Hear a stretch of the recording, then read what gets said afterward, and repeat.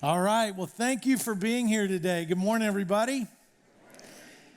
So it was a couple of years ago, I experienced something new. We went through a lot of changes as a church. It was Easter 2020, and I delivered the message to a camera only.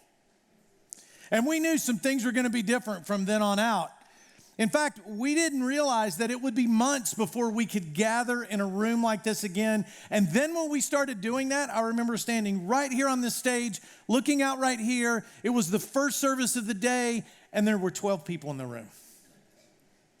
And I remember telling Jamie, man, lead like it's full of people. Lead like there's a room full, because I believe it'll return to that someday.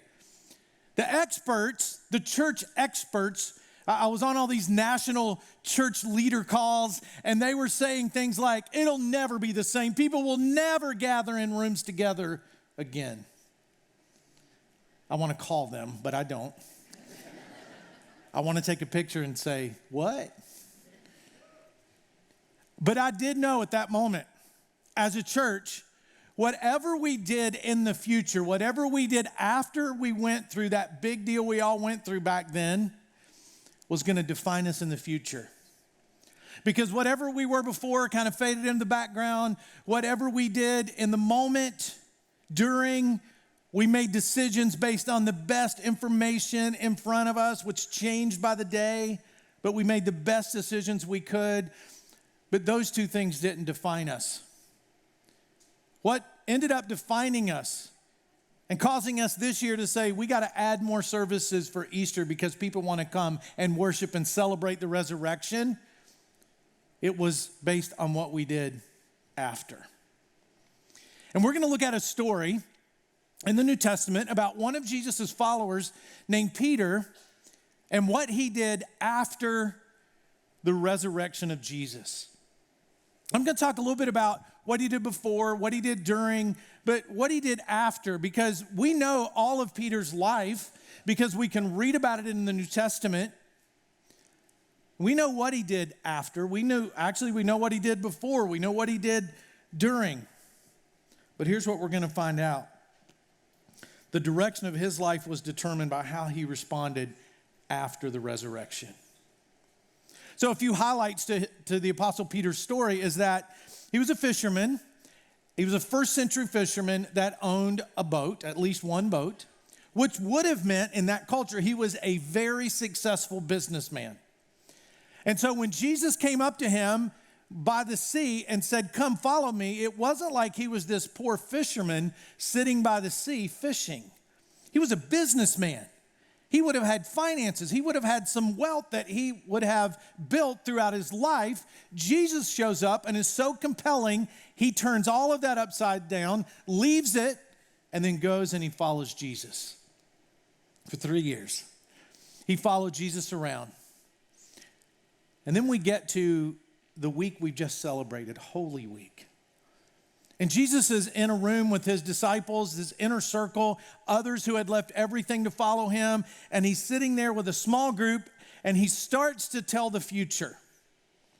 And Jesus says, in this room, somebody is going to deny me tonight. Somebody is going to betray me.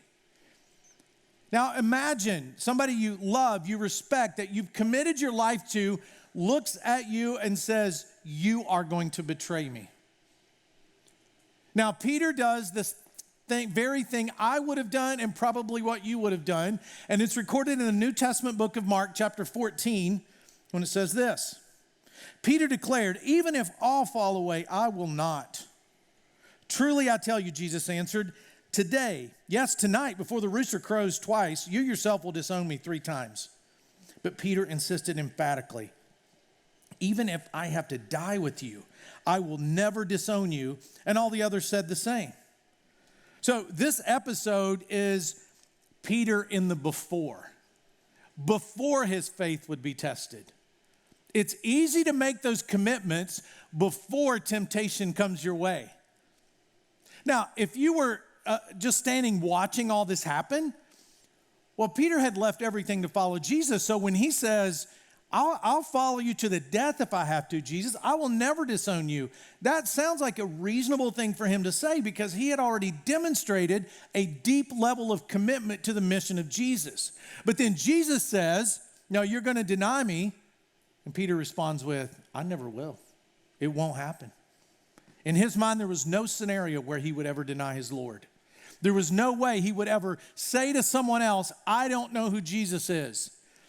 Well, that night, Jesus got arrested. There was a scuffle. Peter did put forth some effort to try to keep Jesus from getting arrested. Jesus calmed it all down. He gets arrested. The trial begins, and it's kind of all out in the public in this like big courtyard setting. And all of his disciples are backing away from him because they fear the worst. He's being led to his death. And so they're backing away. And Mark goes on and writes what happened next. While Peter was below in the courtyard, one of the servant girls of the high priest came by. When she saw Peter warming himself, she looked closely at him. You also were with that Nazarene Jesus, she said, but he denied it.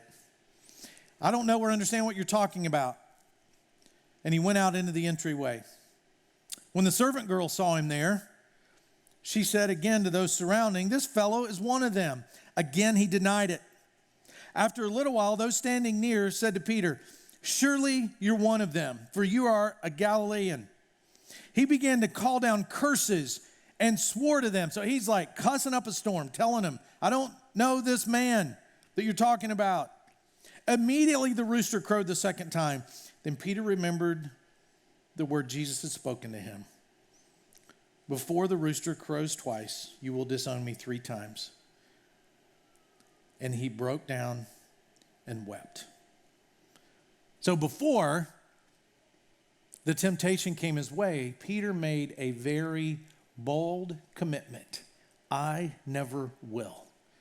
There is no scenario, Jesus, where I would deny you.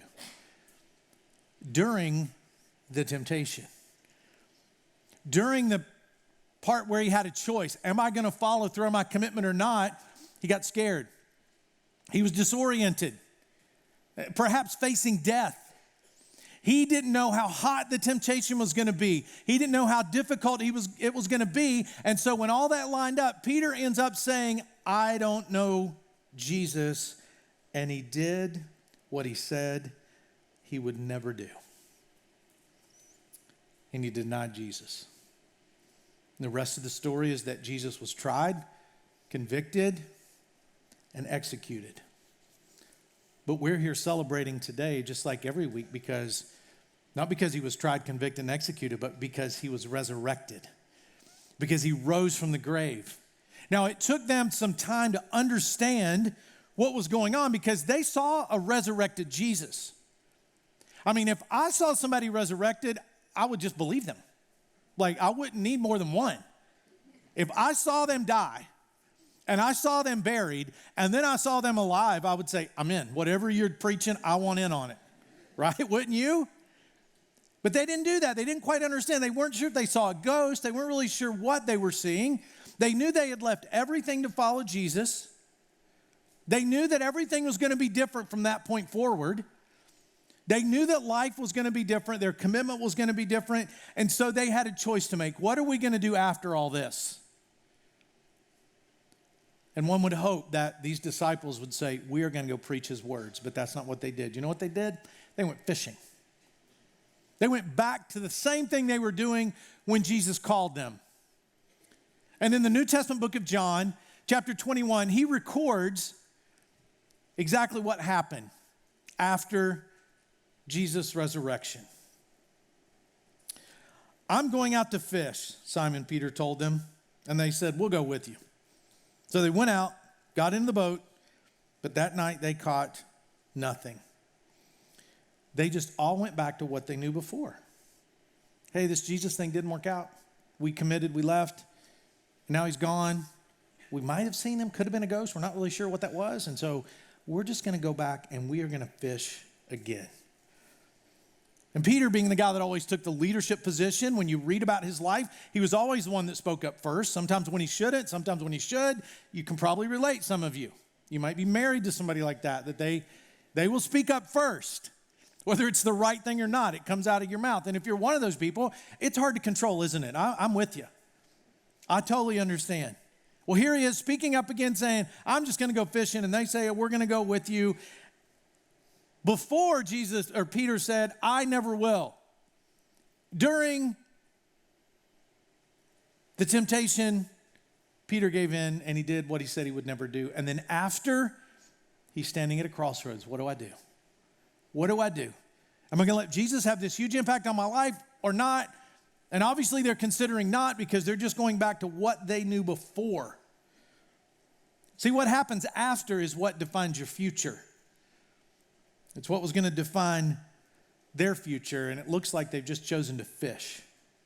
Have you ever said things like that? Have you ever said, I never will? I will never lie. I will never deceive. I will never betray. I will never hurt. And then things line up just a certain way, and you do. You do what you said you would never do. You do what you promised. You do with all the confidence Peter said, Jesus, I'll never deny you.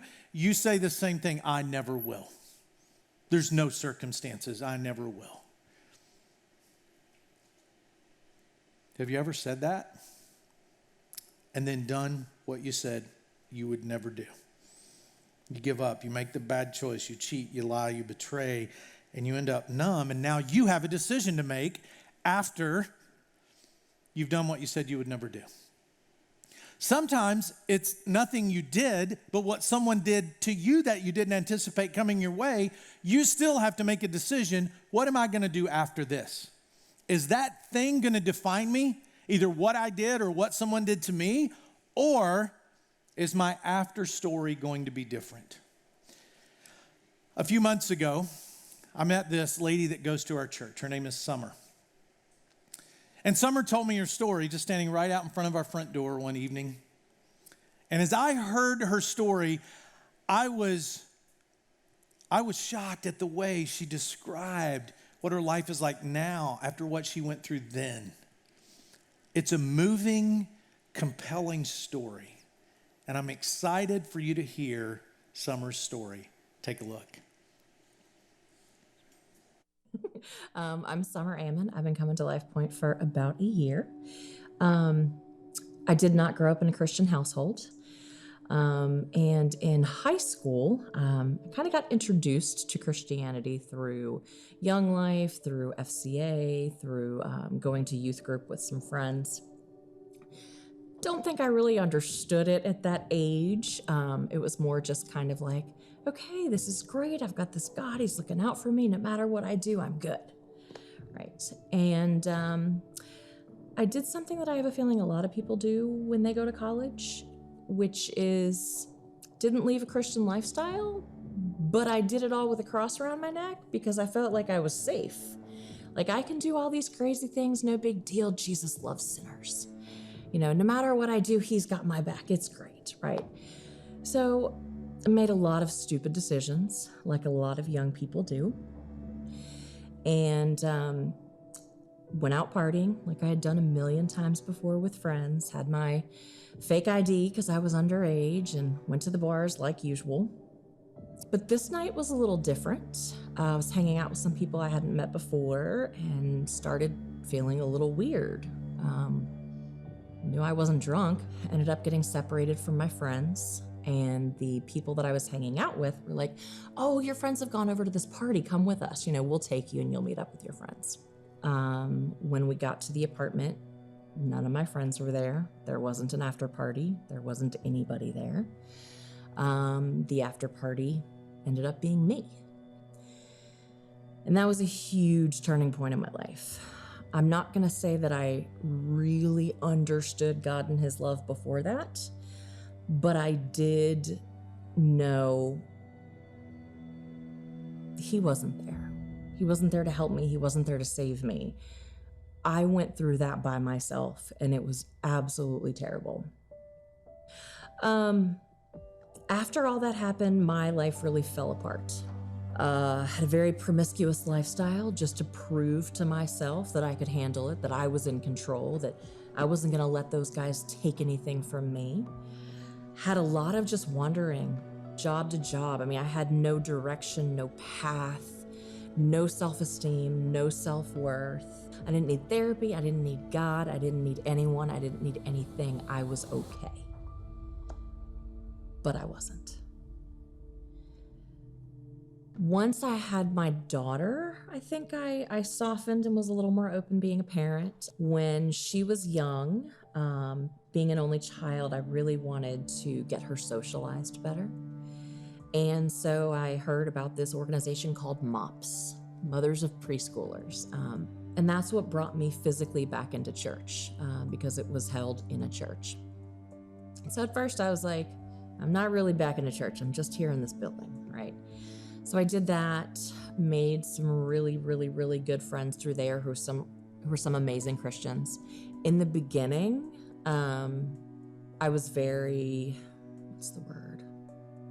critical, and asked a lot of tough questions to a lot of my Christian friends who were, trying to encourage me in my journey. And then one friend explained the concept of free will, and it took a little while for me to get it.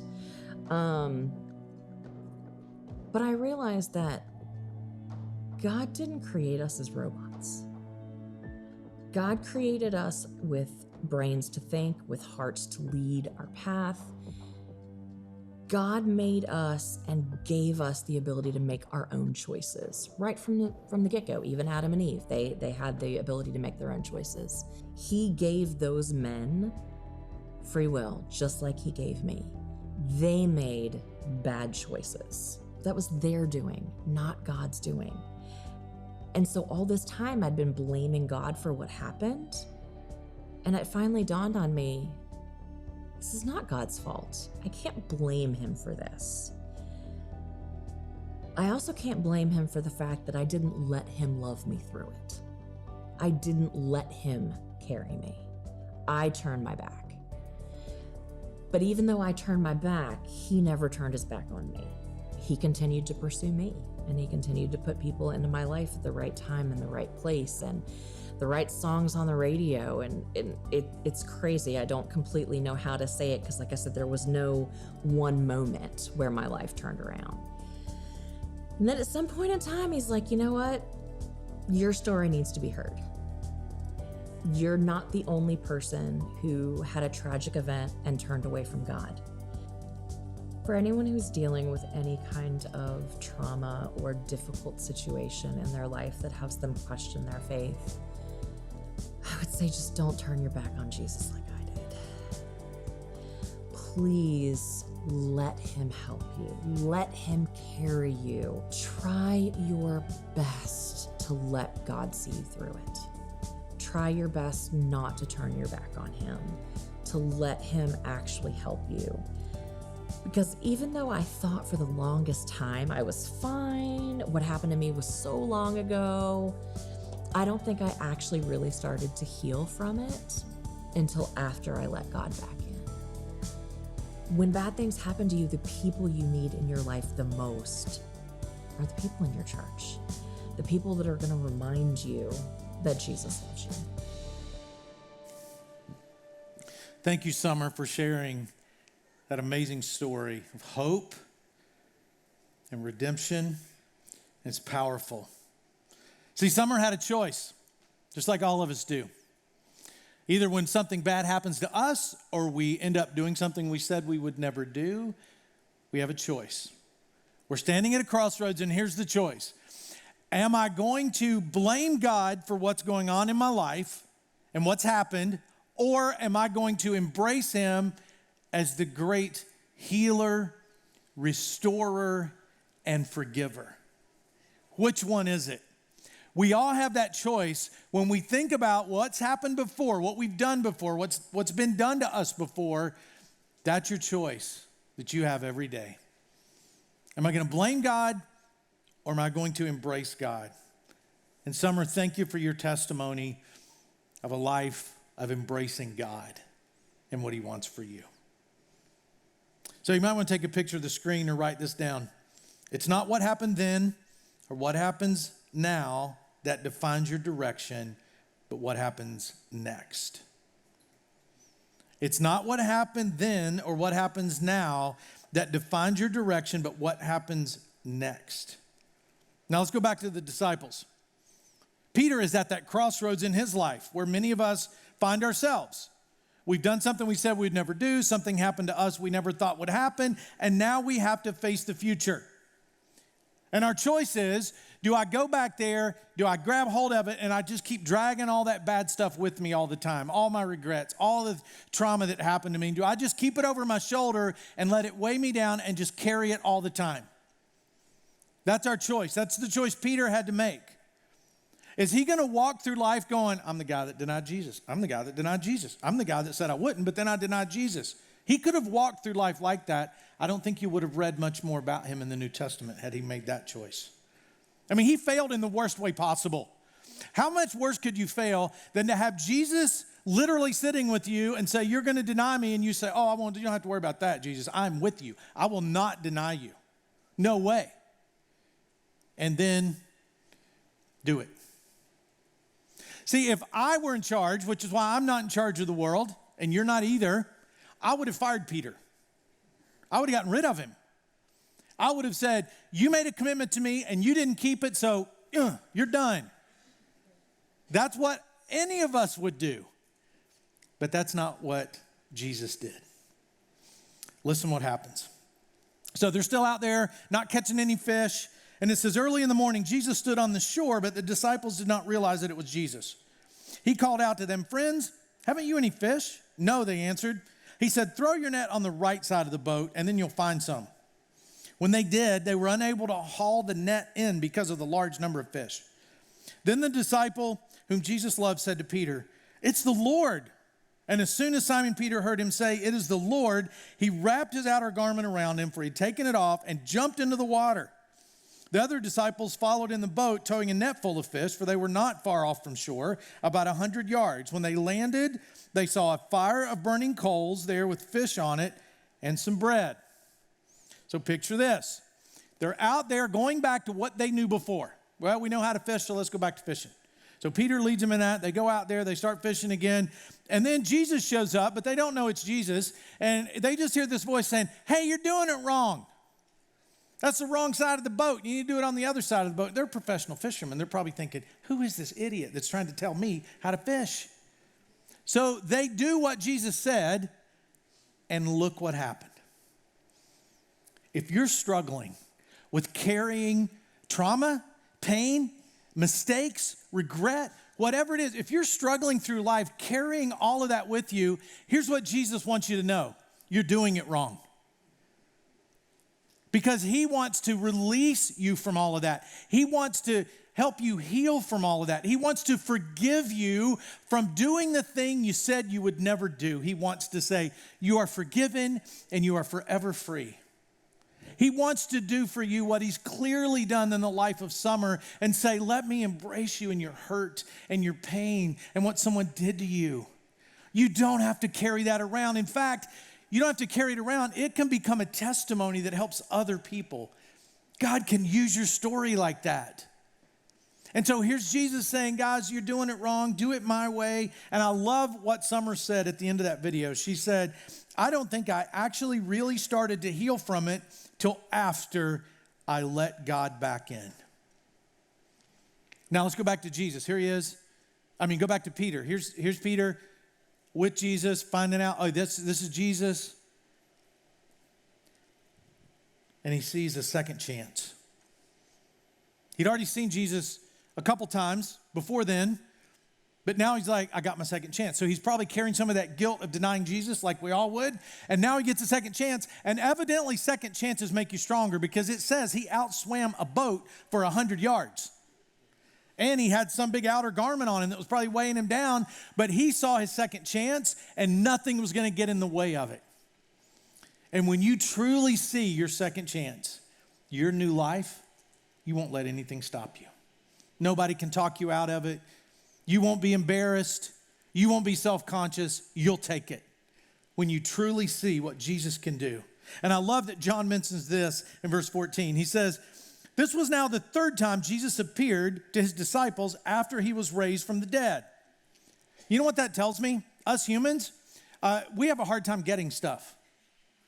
I mean, they had to see Jesus 3 times. I would just need once, I think. They had to see him 3 times before it was like, wait, that's the Lord. He's cooking breakfast. Let's go over there. And they go, and they actually have breakfast with Jesus. I think it's interesting. Peter denied him 3 times, and he's appeared to him 3 times. Here's what Peter needed to hear from Jesus, which is what some of you need to hear. You are more than your mistakes. You are more than whatever happened to you happened to you. Listen to what Jesus tells Peter to let him know. Peter, you're more than that big mistake you made. When they had finished eating, Jesus said to Simon Peter, Simon, son of John, do you love me more than these? Yes, Lord, he said, you know that I love you. Jesus said, feed my lambs. Again, Jesus said, Simon, son of John, do you love me? He answered, yes, Lord, you know that I love you. Jesus said, take care of my sheep. The 3rd time he said it to him, Simon, son of John, do you love me? Peter was hurt because Jesus asked him a 3rd time, do you love me? He said, Lord, you know all things. You know that I love you. Jesus said, feed my sheep. So Peter had a choice that day. What do I do after? I've denied Jesus. Here I am with him. He's asking me if I love him. 3 times he asked me, do you love me? Yes. Do you love me? Yes. Do you love me? Yes, Jesus, I love you. Well, then go feed my sheep. And the guy that made the biggest mistake you could ever think possible, denying Jesus, denying that he knew him, 2 months later would preach the first message about the death, burial, and resurrection of Jesus you can read about in Acts chapters 1 and 2, and 3,000 people responded to one of the biggest failures in the church up until that time, the Apostle Peter. So, do you think that God can't use you because something too big happened or you made too big of a mistake? Think again. Peter made the decision, my past is not going to define me. Summer made the decision that that past event in her life wasn't going to define her, and your past doesn't have to define you either. See, here's what resurrection means. New life. And it took Peter a little bit, but he finally grabbed hold of that new life, and maybe it's taken you a few times too. You're in good company.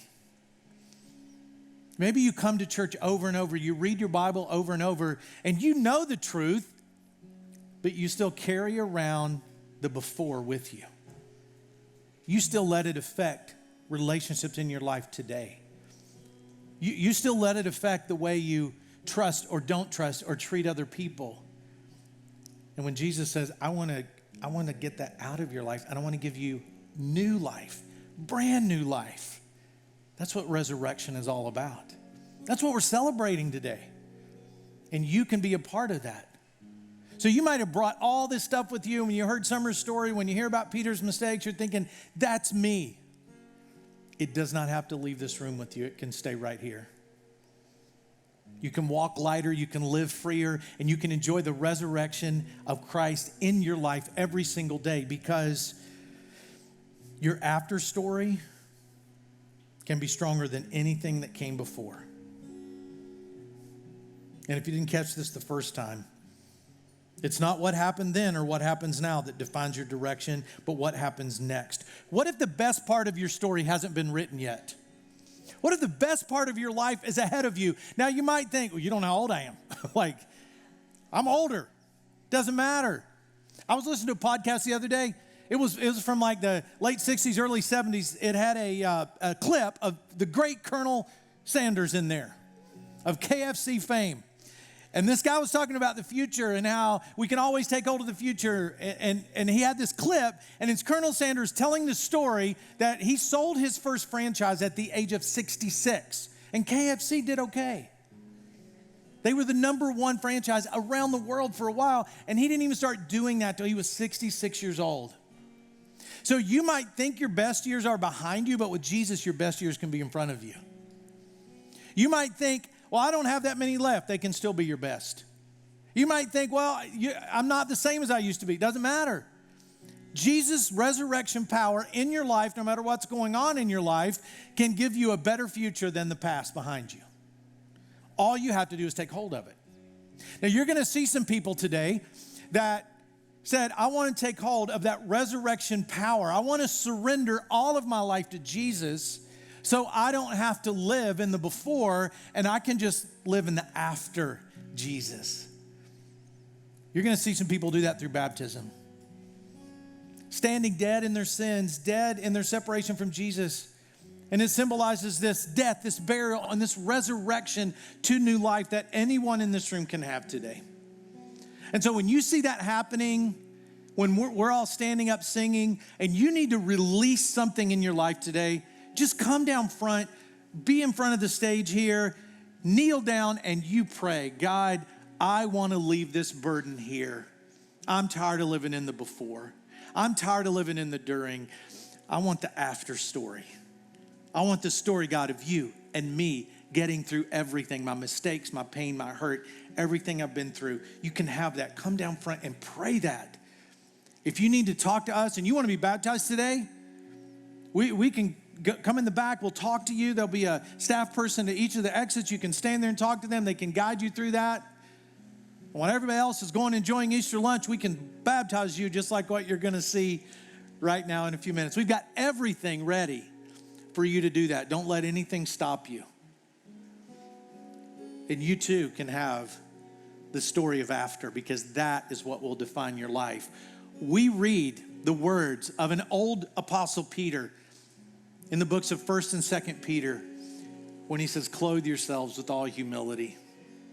That's an old man talking. An old man that chose the after story to be with God rather than beat himself up his whole life for the mistake he made.